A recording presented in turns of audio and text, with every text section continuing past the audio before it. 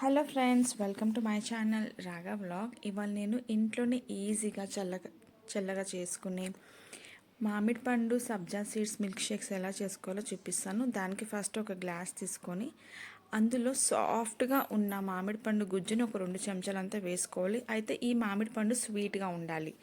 తర్వాత ఇందులో నానబెట్టుకున్న సబ్జా సీడ్స్ ఒక 2 చెంచాలు వేసుకోవాలి. తర్వాత నేను చల్ల పాలలో షుగర్ కలిపినాను.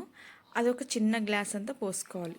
తర్వాత మళ్ళీ సేమ్ ఈ మామిడి పండు గుజ్జు మళ్ళీ వేసుకొని పైనుంచి మళ్ళీ సబ్జా సీడ్స్ వేసుకొని తర్వాత ఫైనల్గా సన్న కట్ చేసుకున్న డ్రై ఫ్రూట్స్ కూడా వేసుకొని తాగేయడమే.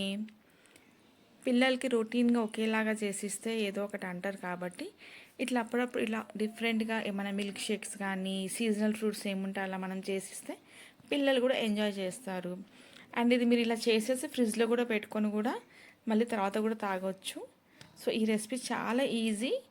మీరు కూడా ఈ రెసిపీ ట్రై చేసి ఎట్లా ఉందో నాకైతే కామెంట్ చేసేయండి. Thank you for watching my video.